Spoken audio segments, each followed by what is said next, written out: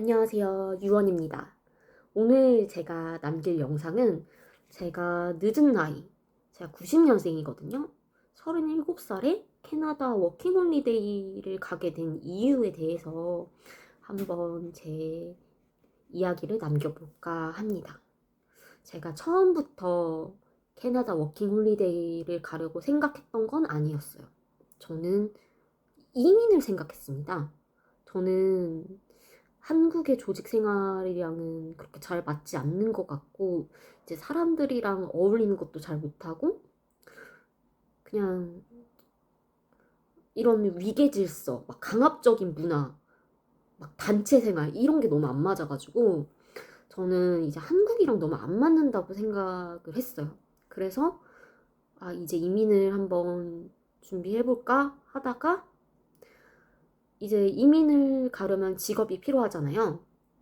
그런데 제가 마지막으로 다녔던 중소기업 격리 7년의 경력으로는 뭐 아무것도 할 수 있는 게 없는 거예요.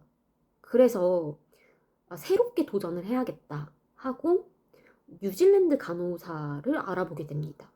그래서 맨 처음에는 뉴질랜드에 있는 간호 석사 대학교들을 엄청 많이 조사하고 알아봤어요.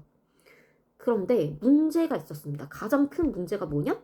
제가 코로나 백신을 안 맞았어요. 그래서 이게 저는 문제가 될 줄 몰랐는데 병원 실습을 할 때 코로나 백신을 맞았는지 이제 확인하는 게 있는 것 같더라고요. 이제 실습에 들어갈 때는 이제 내가 어떤 항체가 형성되어 있는지 피 검사를 통해서 그걸 확인할 수 있는데 뭐 파상풍, 뭐 B형 감염, 뭐 백혈병, 뭐 콜레라 뭐 이런 거에 관련된 것 같은데 거기에 코비드19가 있는 거예요. 나 코로나 백신 안 맞았는데? 그래서, 이거를 확실하게 짚고 넘어가지 않으면 제가 너무 손해볼 것 같은 거죠. 돈도, 시간도, 에너지도, 모든 걸. 그래서 학교 측에 이제 메일로 물어봤어요. 뉴질랜드에도 이제 간호석사 대학교가 여러 군데 있거든요. 거기에 이제 뭐 헬프데스크 같은데 메일을 보내서 물어봤는데 어떤 곳은 이제 더 이상 우리는 백신 접종 증명서 요구하지 않는다. 이런 데도 있고 어떤 데는 백신을 맞아야 된다. 그런 데도 있고 또 지금 입학하는 데는 상관없지만 실습을 갈 때 병원에서 코비드19를 요구할 수도 있다. 그렇게 말씀하시더라고요. 메일로 그렇게 답변을 받았어요. 그래서 괜히 갔다가 이것 때문에 저는 백신을 맞고 싶지가 않았거든요. 솔직히 그 정도로 이민이 가고 싶지는 않았던 것 같아요. 그러고 그렇게까지 도전할 용기도 없었고. 그래서 결국에는 이제 뉴질랜드 간호사는 안 되겠다. 이제 의료보건 쪽은 이 코비드19를 이제 빠져나갈 수가 없는 것 같더라고요. 이 코로나 백신을 맞지 않고 의료보건 사회계통에서 일하는 게 사실 좀 쉽지 않는 것 같다고 느꼈어요. 그래서 이제 그러면 다른, 다른 걸 찾아보자. 그래서 다른 걸 찾게 됩니다. 그게 뭐였냐?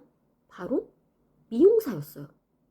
미용사는 이제 기술직이기도 하고 어떻게 보면 전문직이기도 하고 또 백신을 안 맞아도 상관이 없고 그래서 나 미용사에 한번 도전을 해봐야겠다라고 생각을 했어요. 그런데 이제 뉴질랜드에서는 이제 미용 관련 학교를 졸업하거나 컬리지를 듣거나 아카데미를 들으면 비자 기간이 그렇게 짧게 포스트 비자가 안 나오더라고요. 그래서 그 기간에는 솔직히 영주권 따는 건 거의 불가능하잖아요.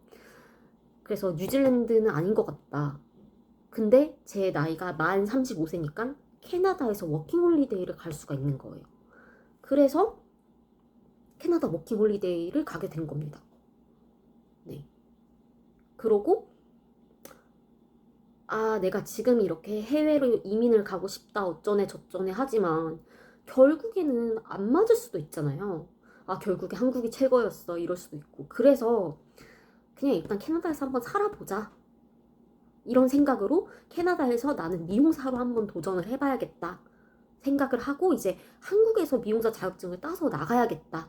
그래서 그냥 캐나다의 한인 미용실에서 바닥부터 시작해야겠다. 이 생각을 가지고 제가 캐나다 워킹홀리데이를 준비하게 됐어요. 그런데 결국에 미용사도 포기를 했습니다. 왜 포기를 했는지는 제가 구체적인 거는 또 다른 영상에서 말씀을 드릴 거고요. 그러니까 결국에는 한국 미용사 시험에 계속 떨어졌어요. 전 솔직히 한 번에 합격할 줄 알았거든요. 되게 열심히 했어요, 그 당시에도. 근데 안 되더라고요. 그래서 근데 또 여기에 더 이상의 많은 에너지를 쏟아붓지 못하겠는 거예요. 그래서 그냥 포기를 했어요. 그러고 나서 이제 목표가 완전히 사라진 거예요. 그래서 저는 지금 목표가 완전히 사라진 상태에서 캐나다 워킹홀리데이를 가게 되었습니다. 네, 원래 하려고 했던 것들이 뭔가 다 고꾸라지고 뭐 안 되고 계획도 틀어지고 하면서 결국에는 그냥 무념무상 회피형으로 제가 이제 워킹 홀리데이를 가게 되어버렸습니다. 되게 이 부분에 대해서도 안 좋게 생각하시는 분들도 많고 한국에 돌아와서 뭐 할 거냐 이런 걱정도 많고 저희 가족들도 그런 걱정을 하거든요. 근데 저도 그래서 그냥 가지 말까 고민을 되게 많이 했었어요. 근데 이미 돌이킬 수가 없는 거예요. 저는 회사도 그만뒀지. 그렇다고 다시 그 회사에 들어갈 수도 없지. 새로운 회사에 뭐 들어가서 뭐 할 자신은 없지. 그렇게 이렇게 회피형으로 이제 워킹홀리데이를 가게 되었습니다. 지금은 이제 출국이 일주일도 안 남았고요. 그냥 알바만 하게 되겠죠. 네. 네. 다들 그런 거 하려고 왜 워홀을 가냐, 왜 인종차별 당하면서 워킹홀리데이를 가려고 하냐, 굳이 왜 그러냐. 그렇게 이해하실 수 없는 분들도 많은 것도 알고 있는데요. 음, 그냥 이렇게 흘러왔기 때문에 한 번은 가서 제가 직접 보고 느끼고 경험하고 판단해 봐야지 앞으로 어떻게 살아가야 할지, 어떤 생각으로 살아야 할지 좀 방향이 설 것 같아서요. 지금은 대책 없이 회피형으로 아무 생각 없이 네, 37살, 만 35살에 캐나다 워킹 홀리데이를 가게 되었습니다.